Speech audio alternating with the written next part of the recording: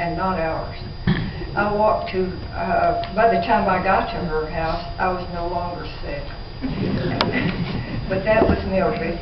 She was always there for us, but she was one of the family musicians. We always had a piano in the house, and that's one reason I don't play. We just had one piano.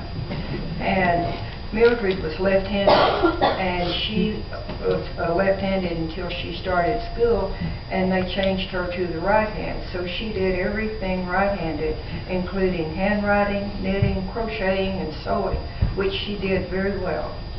When we were 6, Mildred married Frank Warner. He was so dear to our family, and especially to Peggy, Dot, and me.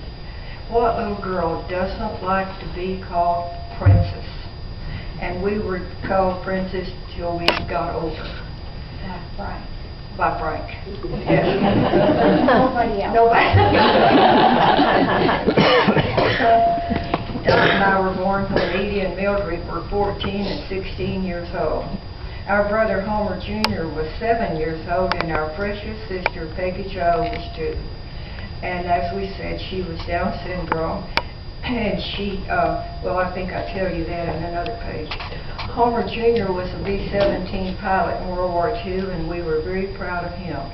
Peggy Jo was born with Down syndrome, and she was with us 10 years, and what a bundle of love she was. Mildred adored her. When Dot and I were born, Daddy was hoping for boys, and imagine that. And Mildred loved to tell stories of our childhood, especially ones that were funny.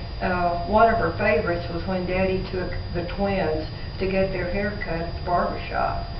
He had our hair cut like little boys and brought us home wearing union-alls. Most of you remember the striped coveralls that kids wore. When Mildred saw us, she fell across the bed and cried. When we were 7, Mildred's first, when Mildred,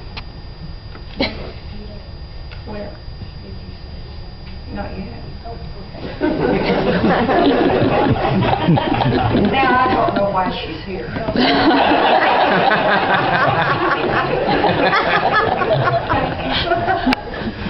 When we were 7, Mildred's first baby boy was born, Arden. And 3 years later, they moved to Dallas, where the other 3 precious little boys were born. They were Kurt, Richard, and Don. The boys called her Mother Dear, which quickly became Muddier. Isn't that sweet? By the time Don was born, Dot and I were 14.